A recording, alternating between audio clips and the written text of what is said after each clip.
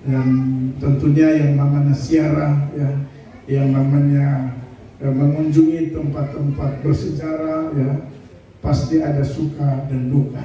Ya. Dan karenanya, ya, buat bapak-bapak yang lain, ya, komisi pria yang lain yang belum sempat pergi kemarin, ya, berdoalah supaya bapak-bapak bisa dapat kesempatan yang sama untuk ikut ziarah, ya. Pak Martin berdoa supaya fit, ya, karena memang bapak ibu ini bapak-bapak saja kemarin ada yang sudah mengeluh karena capeknya luar biasa, ya. Apalagi waktu mereka naik ke Gunung Sinai dan waktu turun itu memang luar biasa capeknya, ya. Jadi orang yang tidak biasa jalan tiba-tiba jalan, maka kaki-kaki, betis, paha itu pasti sakit.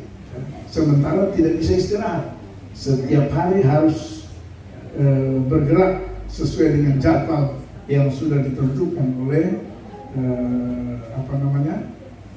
travel, ya. Jadi ibu-ibu kalau mau ke sana, ya harus, ya, saya sarankan ibu-ibu yang jalan 5 meter, 10 meter, stop sudah, ya, menyerah duluan sudah. Karena itu dibutuhkan ibu-ibu yang betul-betul, ya. Ada dua ibu yang ikut dengan kita, Ibu Pasaribu dan Ibu Situmorang saja itu mengeluh, ya. Tapi puji Tuhan, oleh pertolongan Tuhan, Ibu Pasaribu bisa sampai di Gunung Sinai, ya. Meskipun kakinya dan harus menggunakan helper, jadi harus ada helper yang membantu Ibu Pasaribu naik sampai di atas. Bayarannya berapa $? $30. Haleluya.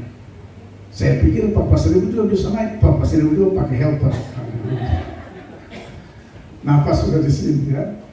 Haleluya. Pertama beliau semangat sekali, ya. Turun dari unta, jalan mungkin sekitar berapa kilometer harus helper.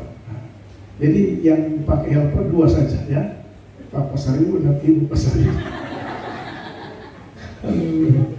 Tapi puji Tuhan bisa sampai di atas. Tepuk tangan buat Tuhan Yesus dulu. Haleluya, ya. Jadi sebuah perjalanan ziarah yang menurut saya itu banyak hal yang mereka bisa dapatkan dari perjalanan itu, ya. Sekali lagi berdoa buat kaum pria yang lain, ya, yang sudah berangkat juga jangan berhenti berdoa, jangan bilang saya sudah berangkat jadi stop, berdoa sudah. Berdoa juga supaya yang lain bisa ke sana, dan ibu-ibu berdoa tahun depan bisa berangkat ke Israel, ya.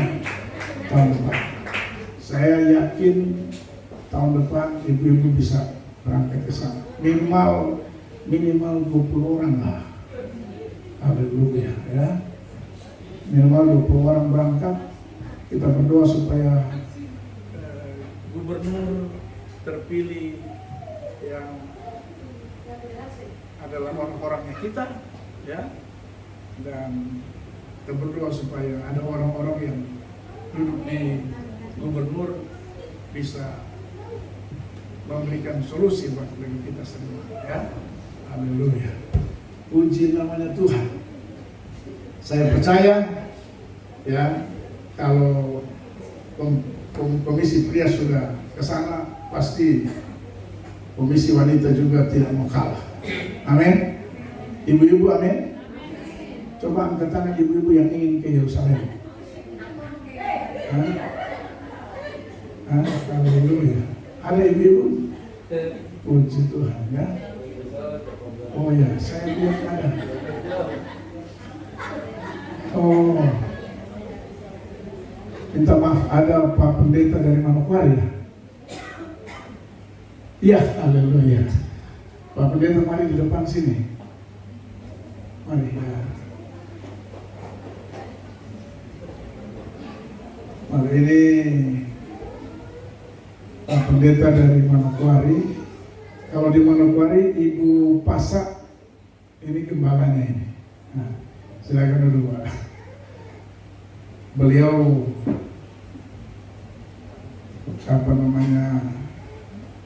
beliau ketua daerah, jadi ketua daerah Gereja Bethel Indonesia Papua Barat. Haleluya. Ya. Jadi beliau ketua daerah. Di sini kalau kita sudah Papua Barat Daya. Jadi sejak terpisah Papua Barat dan Papua Barat Daya, beliau terpilih sebagai ketua daerah. Tapi beliau tidak kasih informasi kalau hadir hari ini. Haleluya. Ya. Kalau masih ada sampai minggu depan, ya saya minta beliau bisa khotbah minggu depan di sini. Ya. Amin. Alhamdulillah. Haleluya. Puji Tuhan. Dan kembali saya percaya Bapak Ibu jemaat Tuhan, kalau komisi pria sudah bisa berangkat, maka komisi pria juga, komisi wanita juga bisa berangkat. Amin. Haleluya. Semua itu tergantung doa kita bersama. Amin, saudara. Tuhan pakai jemaat untuk memberkati jemaat. Haleluya. Dan puji Tuhan, selama kita berada di Yerusalem, tadi kita sudah dengar memang ada insiden di sana, tapi saya mau beritahu, kita jangan dengar berita-berita di media sosial ya, dibilang hancur lah sekarang. Kalau sudah buka YouTube banyak dibilang Israel hancur, padahal pada kenyataannya tidak. Ya, kita di sana, Kementerian Pertahanan Israel telah menyatakan bahwa sudah mengacak GPS di Israel. Jadi lawan mau arahkan rudalnya ke Israel tidak mungkin sampai, pasti dia akan nyasar ke laut. Dan kita sempat informasi setelah kita pulang dari Danau Galilea, rudal jatuh di Danau Galilea. Dan satu-satunya kapal yang beroperasi cuma kita. Makanya saya juga kaget waktu ke sana, saya kenapa kapal cuma satu? Biasanya kapal banyak dan ada yang sudah berlayar karena banyak tim, banyak peziarah yang ke Yerusalem. Tapi ini saya kaget, cuma satu kapal, ternyata cuma kita. Dan memang dilarang oleh pemerintah karena biasanya kalau rudal itu nyasar di laut atau di danau atau di tempat-tempat yang kosong. Ya. Dan puji Tuhan setelah kita pulang, dalam perjalanan pulang tiba-tiba rudal. Ya. Haleluya. Di dalam bus mereka berdoa tidak bisa dari Yesus, pasti dari Yesus. Tapi yang luar biasa sambil berdoa sambil syuting itu rudal. Haleluya. Nah, di Israel punya namanya Iron Dome itu dia langsung pecah di atas. Jadi kalau sudah lihat dia langsung berasap di atas berarti sudah pecah di atas. Itu luar biasa. Dan kita aman. Sementara pelaksanaan tadi disampaikan, sementara pelaksanaan pernikahan di Gereja Kana, saya juga live khotbah, tiba-tiba rudal bunyi lagi. Saya kebetulan dengan Pak Evan ada di luar, karena Pak Evan minta dia live khotbah juga. Saya live khotbah juga. Ya, jadi mereka sementara pernikahan, kami di luar. Habis beliau live khotbah, saya live khotbah, tiba-tiba bunyi. Dan mereka bilang di sana itu hal yang normal. Jadi di Israel kalau soal begitu itu normal. Kita saja ini yang kaget-kaget saja. Ya. Tapi di sana itu hal biasa, saudara. Puji Tuhan. Ya. Sekali lagi berkat doa Bapak Ibu sekalian, ya, kita komisi pria boleh kembali dengan sehat dan tidak ada satu kekurangan. Amin, saudara. Puji Tuhan. Nah, hari ini Bapak Ibu Saudara, beberapa 3 minggu kalau nggak salah atau 4 minggu saya tidak melayani ya. Sebelum Israel saya harus ke Tanah Toraja karena kita tahu semua bahwa keluarga Parangan berduka atas meninggalnya orang tua atau nenek ya. Nah, puji Tuhan juga saya bersyukur selama di Toraja kurang lebih 1 minggu acara boleh berjalan dengan baik ya. Dan Bapak Ibu sudah tahu kalau orang Toraja kalau acara begitu sudah 3 tahun baru dikubur. Ya, maka terjadilah sebuah ya Bapak Ibu sudah tahu ya. Jadi keluarga Parangan ya begitulah. Ya, saya juga heran ada keluarga dari sini pergi jauh-jauh ke sana. Saya pikir pergi itu biasa-biasa, tapi bawa babi besar lagi. Luar biasa. Saya kaget ini luar. Babi paling besar dibawa bukan orang Toraja, bukan orang yang justru yang dari Sorong yang pergi babi besar apa? Haleluya. Saya bilang ini sumbang ke?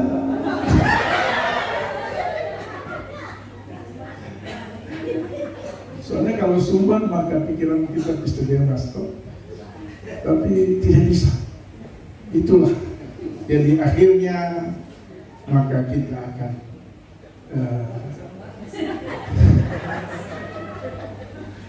makanya waktu saya ditanya, Pak Pendeta, itu ini saya potong kerbau ini untuk pokoknya tidak ada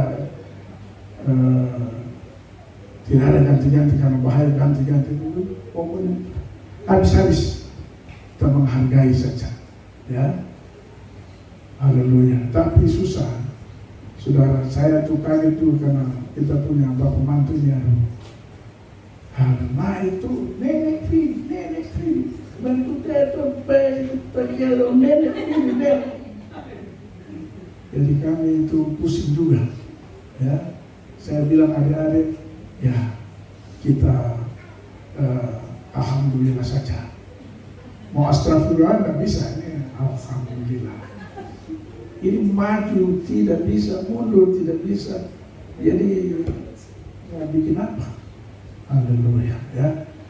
Percaya saja bahwa Tuhan kita Tuhan yang dahsyat dan luar biasa. Amin. Haleluya. Puji Tuhan.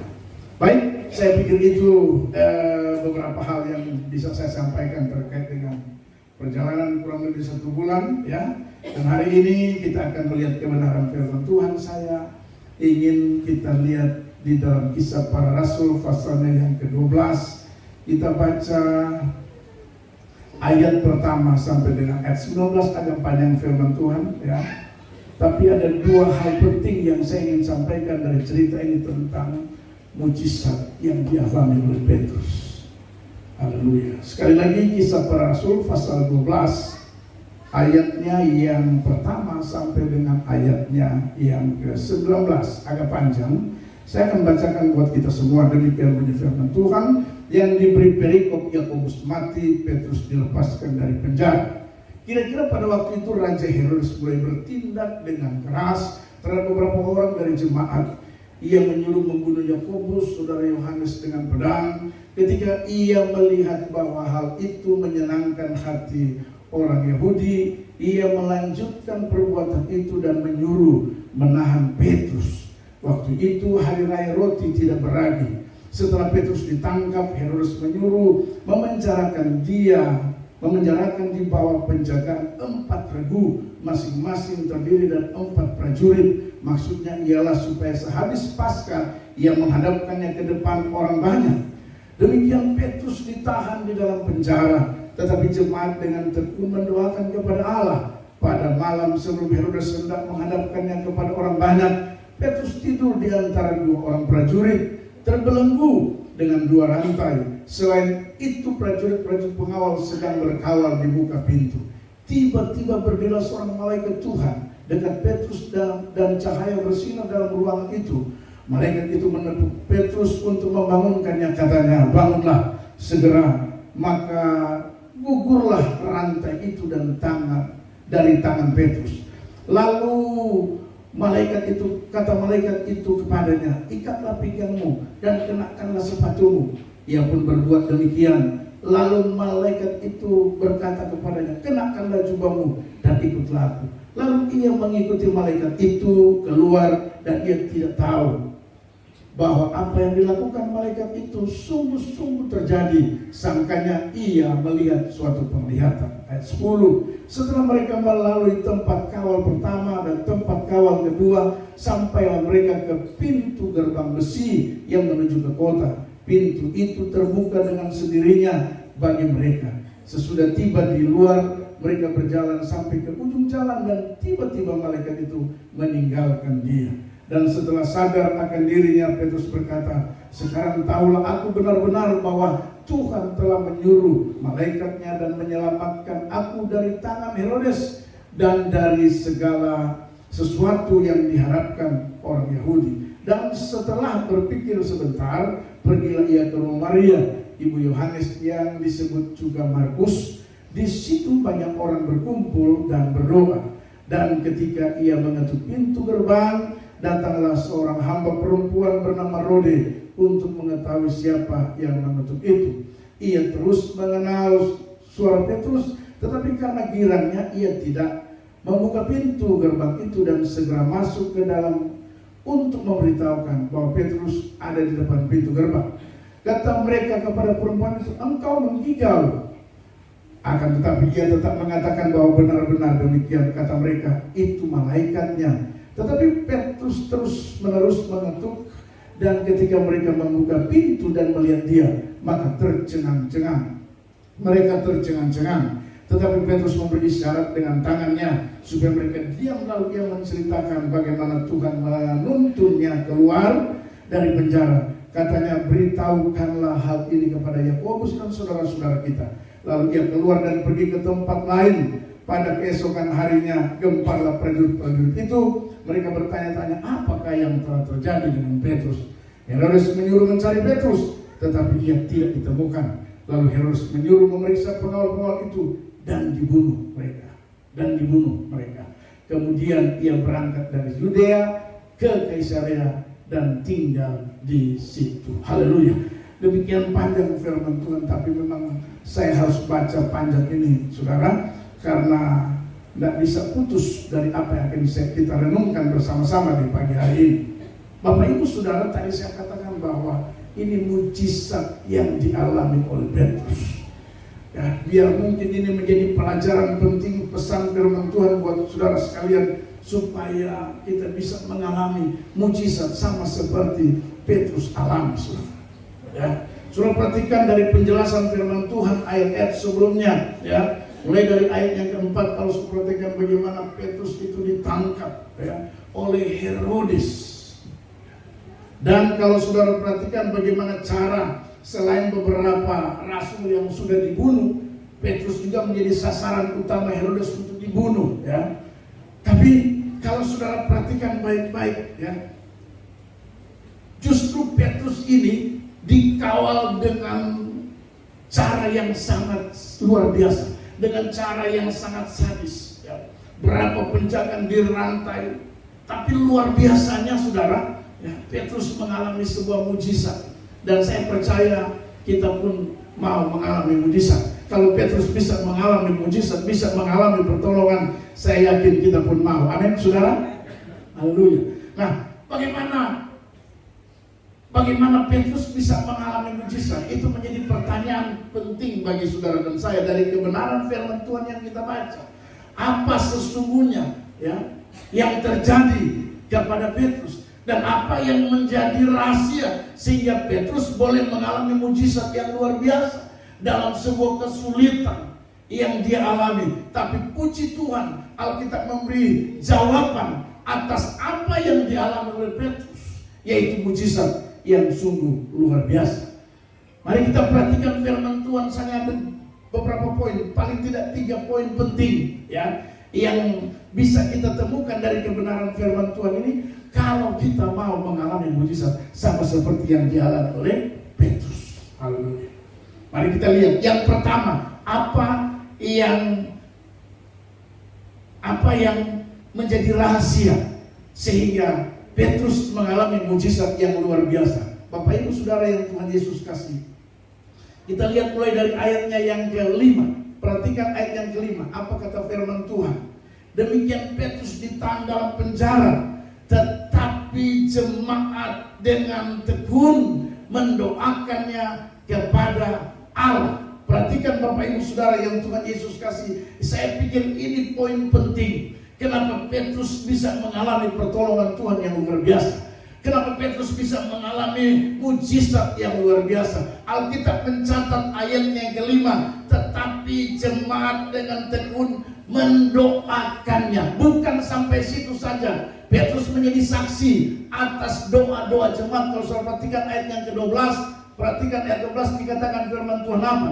Dan setelah Petrus berpikir sebentar, pergilah ia ke rumah Maria ibu Yohanes yang disebut juga Markus. Di situ banyak orang berkumpul dan berdoa. Haleluya.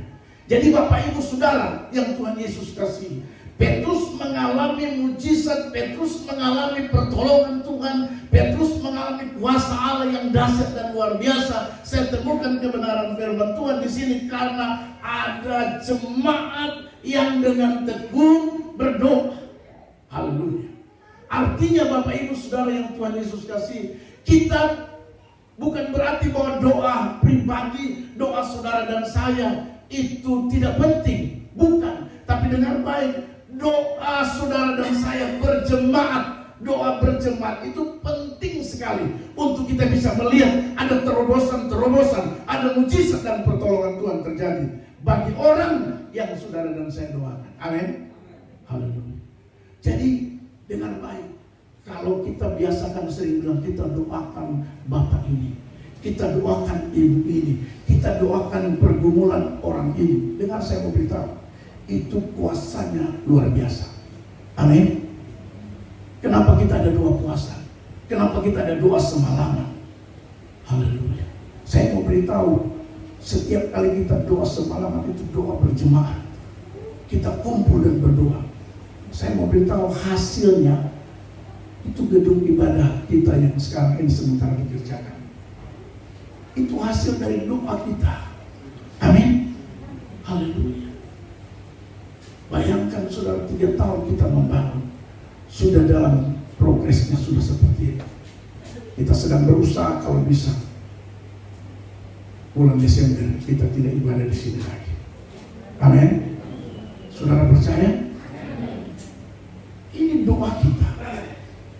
Haleluya. Pak, Petrus mengalami kesulitan yang luar biasa. Kalau saudara perhatikan ceritanya, Petrus itu dibelenggu, dirantai, kemudian ada pengawal 1, pengawal 2, ada pengawalan 1, pengawalan 2, terus di depan ada pintu besi penjara. Jadi Petrus dalam kesulitan, Petrus dalam masalah yang luar biasa. Bukankah kita membangun ini saudara juga dalam kesulitan? Amin. Haleluya. Ini bukan uang kecil, ini bermiliar-miliar. Haleluya.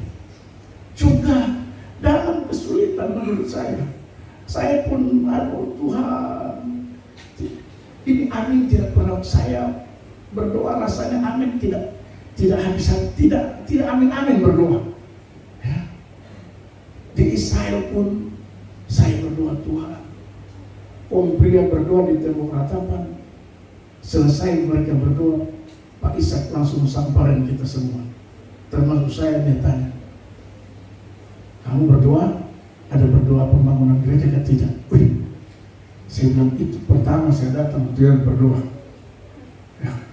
Dan puji Tuhan kaum pria, saya tidak tahu kaum pria karena apakah ada kaum pria yang hanya berdoa untuk dirinya sendiri, saya tidak tahu. Tapi kalau Pak Ishak dia berdoa, saya berdoa. Haleluya. Dan puji Tuhan kita pulang, plester sudah mau hampir selesai, ya, acian juga sudah mulai selesai. Puji Tuhan, ya, saya percaya Tuhan pasti akan tolong. Amin. Haleluya. Panitia Pak Martin, saya senang sekali kenapa selama kita di sana Pak Martin sehat walafiat. Haleluya. Amin. Iya. Saya bilang Pak Martin kalau kita tidak ada dia sehat. Kalau kita ada, haleluya, rupanya harus disupport terus ini. Beliau tak luar biasa. Meskipun kemarin sempat waduh saya bingung ini. Tapi percaya Tuhan pasti akan kasih jalan keluar. Amin. Begitu juga Bapak Ibu Saudara dan saya. Saya tidak tahu kesulitan apa yang ada pada kita, yang Anda alami dan Anda rasakan. Saya tidak tahu pergumulan apa. Apakah sesulit yang dialami oleh Petrus? Apakah sesulit yang dialami oleh Petrus masalahmu? Kalau Petrus bisa mengalami pertolongan Tuhan, kalau Petrus bisa mengalami mujizat, dengan apa? Alkitab mencatat ayat yang kelima tadi dikatakan, karena ada doa. Jemaat dengan tekun berdoa. Haleluya. Saya percaya kalau saudara dan saya berdoa, kalau kita tekun berdoa, saya yakin kalau Petrus bisa mengalami pertolongan Tuhan, kalau Petrus bisa mengalami mujizat, maka saya percaya saudara dan saya juga pasti akan mengalami mujizat. Amin. Kasih tahu kiri kanan saudara, Anda pasti akan mengalami mujizat Tuhan. Haleluya. Asalkan Alkitab berkata kita tekun berdoa. Haleluya. Jemaat tekun berdoa, ayatnya yang kelima jelas sekali ya. Tetapi jemaat dengan tekun mendoakannya. Jadi jemaat ini berdoa sama Petrus. Haleluya. Makanya saudaraku yang Tuhan Yesus kasih, kalau kita saling mendoakan itu penting sekali. Kenapa saudara saling mendoakan? Saya mau kasih tahu rahasia dari cerita ini. Petrus dalam menghadapi kesulitan, rasa-rasanya berdoa itu sudah sulit. Setiap kali orang mengalami kesulitan, jarang dia mau fokus berdoa, karena yang dia pikir masalahnya. Makanya penting kita saling mendoakan. Amin. Haleluya. Orang yang dalam kesulitan, paling dia cuma diam, menangis, merenung, bagaimana ini Tuhan. Disitulah fungsi jemaat, mendoakan jemaat yang lain. Haleluya. Makanya doa yang dinaikkan oleh jemaat itu memberikan jawaban bagi persoalan yang dialami oleh Petrus. Jadi Bapak Ibu Saudara, saya mau mengingatkan kepada kita, mari kita mau saling mendoakan. Jangan berhenti. Gembala mendoakan jemaat, jemaat mendoakan gembala, jemaat mendoakan sesama jemaat. Kita saling mendoakan. Haleluya. Amin. Saya waktu perhatikan Petrus mengalami mujizat luar biasa. Ternyata karena ada jemaat yang tekun mendoakannya kepada Allah. Haleluya. Dan dengar baik, ayat 12 itu menjadi saksi daripada Petrus sendiri. Petrus datang dan dia melihat memang mereka sedang berdoa. Haleluya. Bapak-bapak, ibu-ibu, suami istri, dengar, Anda sebagai istri, doakan suamimu. Sebagai suami, doakan istrimu. Kan yang paling tahu kelemahan istrimu adalah suaminya. Yang paling tahu kelemahan suami adalah istri. Haleluya. Makanya istri berfungsi mendoakan suaminya karena dia tahu kekurangan-kekurangan dan kelemahan-kelemahan suami. Jangan karena suami punya kelemahan, Anda istri, oh Tuhan mudah-mudahan dia celaka sudah. Jangan. Karena kan istri tahu kelemahan suami. Kalau dapat suami yang kasar, dapat suami yang tidak perhatian, dapat suami yang tidak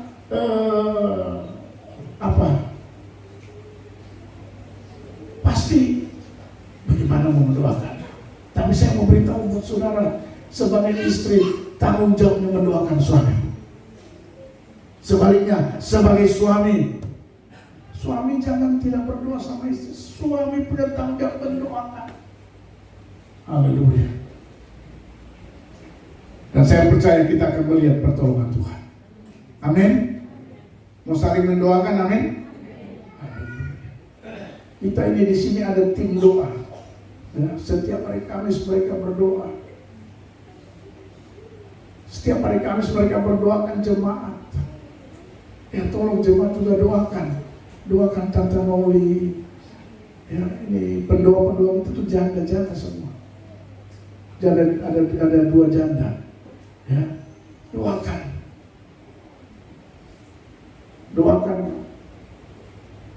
Ibu Kinangin.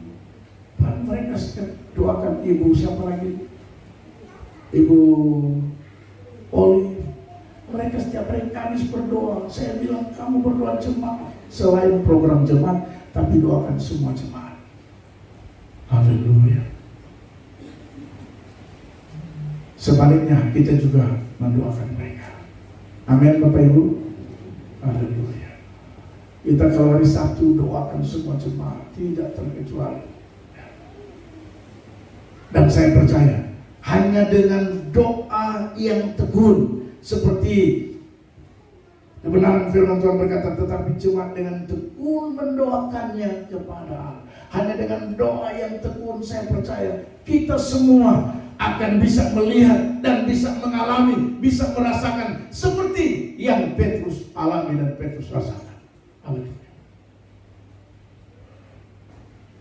Keberhasilan, kesuksesan komisi pria, ya, berangkat ke Yerusalem, saya pikir ini merupakan hasil doa kita semua. Amin. Haleluya. Karena kalau tidak berdoa tidak mungkin, saudara. Ya, Pak Simon bisa berangkat ke Yerusalem, Pak Thomas bisa berangkat ke Yerusalem, Pak Roni mau kasih keluar uang 50 juta, pikir 2 kali lipat, mau kasih keluar 50 juta, sedangkan istri saja, anak-anak, mau pikir mana, tidak mungkin. Ya. Sampai bosnya Simon bilang, kok tidak bisa berangkat, harus uang banyak. Waktu beliau izin bilang mau Yerusalem, bosnya jawab dia, itu uang banyak Simon. Artinya dia bilang gini, ngaca. Kira-kira dia bilang, jangan ngarap. Gitu. Karena dia bilang itu uang banyak, dia tahu Pak Simon tidak ada uang sebanyak itu. Ya. Tapi waktu bilang Pak Simon mau berangkat, sudah tahu apa yang dia bilang? Saya titip abu laut mati. Akhirnya Pak Simon berjuang, bawa 3 botol, ambil abu 3 botol di laut mati, datang bawa di sono, hanya kasih hadiah sama Ibu Bos. Makanya saya bilang ke Ibu Bos, ini 50 juta 3 itu. Karena kan berangkat sama 50 juta, harganya 50 juta. Haleluya. Kalau bukan doa, amin, itu semua karena doa. Haleluya. Bapak Saribu, kalau bukan doa tidak mungkin berangkat. Mau dapat izin susah, ya. Apalagi mau pilkada ini, mau tidak mau itu harus 120 kali 24 jam siap siaga menjelang pilkada, pengamanan. Tapi puji Tuhan, namanya tidak keluar di sprint pengamanan pilkada. Bayangkan, itu semua karena pertolongan, dapat izin. Haleluya. Dan memang beliau punya doa. Masa Tuhan sudah tolong lalu izin tidak bisa, dan dapat izin. Haleluya. Jadi semua karena doa. Amin. Pak Ishak Ramba, semua karena doa. Saya waktu kita keluar dari Gunung Nebo, saya nonton video baru saya sadar, saya bilang ada sukacita yang luar biasa bagi Pak Ishak. Baru kali ini saya lihat memuji Tuhan sambil angkat. Selama ini tangan di bawah, tapi di Gunung Nebo tangannya. Haleluya. Orang biasa angkat tangan begini, tapi dia begini. Haleluya. Dan saudara tahu, semua saya berpikir setelah pulang, saya berpikir, ini kalau saya tidak jadi kameramen, siapa yang kameramen? Karena masing-masing kameramen sendiri. Saya bilang, wah, akhirnya sudahlah, karena saya sudah beberapa kali ke Israel, sudah saya jadi kameramen. Ya, saya bikin testimoni. Giliran mau testimoni, yang lain kabur. Nah, puji Tuhan, ada beberapa yang memberikan testimoni dari video yang sudah kita dengar bersama. Cuman karena ada kesalahan teknis sehingga tidak begitu suara kedengaran. Saudara, saya mau beritahu bahwa poin pertama, bagaimana Petrus bisa mengalami mujizat Tuhan, bagaimana Petrus bisa mengalami pertolongan, bagaimana Petrus bisa keluar dari masa-masa yang sukar dan sulit dalam kehidupannya. Yang pertama, saya ulangi lagi, karena ada doa yang dinaikkan kepada Allah. Amin. Haleluya. Yang kedua, mari kita lihat kebenaran firman Tuhan. Yang kedua, Bapak Ibu Saudara, kita lihat mulai ayat yang ke-17, ayat yang ke-7. Ayat 7 sampai dengan ayatnya yang ke-10. Saya baca dan kita ikuti bersama. Tiba-tiba berdirilah seorang malaikat Tuhan dekat Petrus, dan cahaya bersinar dalam ruangan itu. Malaikat itu menepuk Petrus dan membangunkannya. Katanya, bangunlah segera. Maka gugurlah rantai itu dari tangan Petrus. Ayat 8. Lalu kata malaikat kepadanya, ikatlah pinggangmu, kenakanlah sepatumu. Ia pun berbuat demikian. Lalu malaikat itu berkata kepadanya, kenakanlah jubahmu dan ikutlah aku. Ayat 9. Lalu ia mengikuti malaikat itu keluar, dan ia tidak tahu bahwa apa yang dilakukan malaikat itu sungguh-sungguh terjadi. Sangkanya ia melihat suatu penglihatan. Ayat ke-10. Setelah mereka melalui tempat kawal pertama dan tempat kawal kedua, sampai mereka ke pintu gerbang besi yang menuju ke kota. Pintu itu terbuka dengan sendirinya bagi mereka. Sesudah tiba di luar, mereka berjalan sampai ke ujung jalan, dan tiba-tiba malaikat itu meninggalkan dia. Ayat 7 sampai 10 saya garis bawah poin kedua. Karena Petrus taat pada apa yang diperintahkan oleh malaikat. Haleluya. Rupanya ketaatan mendatangkan pertolongan Tuhan. Ketaatan mendatangkan mujizat. Amin. Andai kata waktu malaikat bilang, Petrus bangun, saya mengantuk, saya yakin dia tidak akan lihat mujizat. Andai kata malaikat bilang, pakai baju, ikat pinggangmu. Kalau Petrus bilang, saya sudah capek, saya sudah menderita, saya tidak akan ikut. Saya yakin tidak terjadi mujizat. Amin. Tapi perhatikan mulai dari ayat 7, apapun yang diperintahkan oleh malaikat, Petrus, Alkitab berkata, Petrus ikut. Alkitab berkata ayat 8 dikatakan, ia pun berbuat demikian. Garis bawahi, ia pun Petrus berbuat demikian. Apa yang diperintahkan oleh malaikat, Petrus lakukan. Dan karenanya, saya mau kasih tahu poin kedua, dia mengalami mujizat Tuhan karena dia taat. Amin, saudara. Kalau kita taat pada perintah Tuhan, kalau kita taat pada firman Tuhan, saya percaya mujizat akan terjadi dalam hidup kita. Amin. Taat saja. Meskipun sesuatu itu mustahil, meskipun menurut saudara ini, bayangkan Alkitab berkata Petrus berpikir ini seperti sesuatu yang janggal bagi dia, sesuatu yang aneh bagi dia, tapi dia mau melakukannya saja. Dan karenanya dia mengalami mujizat Tuhan. Amin, saudara. Siapa di antara saudara yang punya kesulitan hari-hari ini dan mau melihat mujizat Tuhan, saya mau beritahu, taat saja apa yang firman Tuhan bilang. Haleluya. Taat saja. Memang kadang-kadang firman Tuhan mengajarkan kita sesuatu yang kadang-kadang berat, kadang-kadang tidak masuk di akal. Saudara, kadang-kadang tidak masuk di akal. Kadang-kadang bertentangan dengan cara kita berpikir. Tapi saya mau beritahu buat saudara, kalau kita mau taat, mujizat terjadi. Amin. Saya ingat cerita waktu, karena kita kemarin sempat pergi di danau Nagasari, ya, bagaimana murid-murid mereka kembali mencari ikan dan mereka tidak mendapat apa-apa. Lalu Tuhan perintahkan, tebarkanlah jalamu di sebelah kanan perahu. Lalu mereka menebarkan jalan di sebelah kanan. Dan sudah tahu, Alkitab berkata mereka sudah pulang. Artinya bukan lagi di danau Galilea yang sangat dalam, tapi sudah mulai tidak dalam karena sudah perjalanan pulang. Dan Alkitab berkata, waktu mereka melemparkan jala di sebelah kanan, mereka mendapatkan banyak ikan, dan ikan itu besar-besar. Dalam catatan firman Tuhan katakan 153 ekor besar-besar. Haleluya.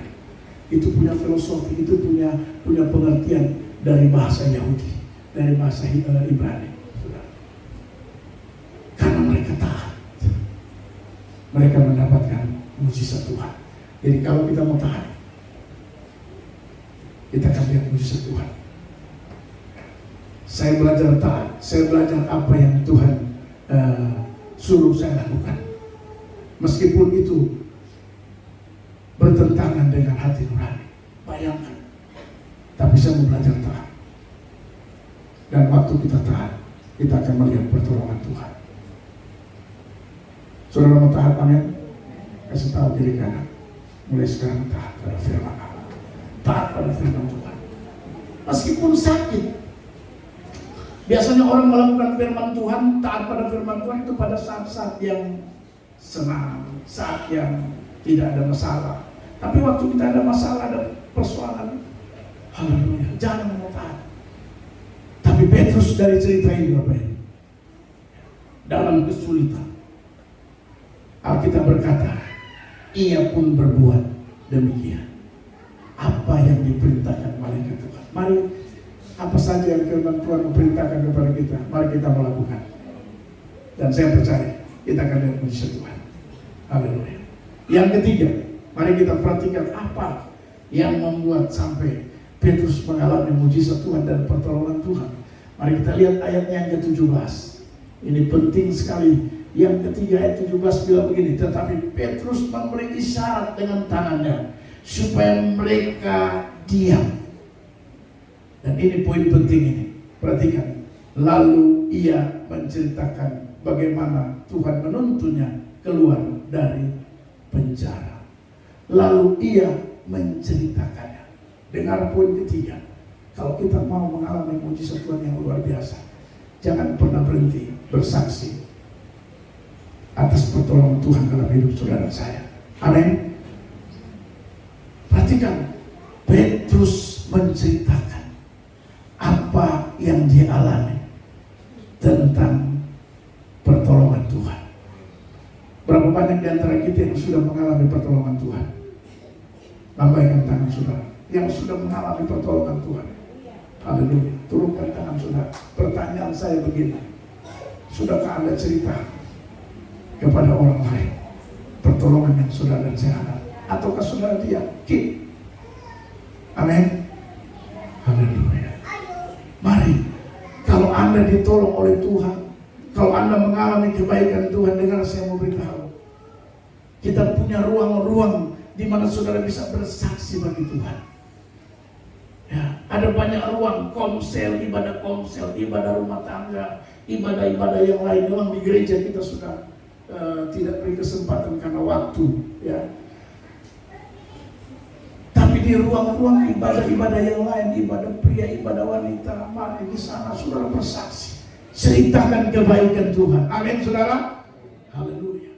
Dan saya percaya kalau saudara terus menceritakan segala kebaikan Tuhan, saya terlalu yakin. Karena waktu kita menceritakan kebaikan Tuhan, dengar baik, nama Tuhan yang ditinggikan, nama Allah yang dipermuliakan. Dan sebelum Anda cerita, Anda masih ada dalam hati saja, Tuhan sudah tahu bahwa Anda akan melakukan itu. Haleluya. Makanya ayat yang ke-17 saya pelajari, Tuhan luar biasa.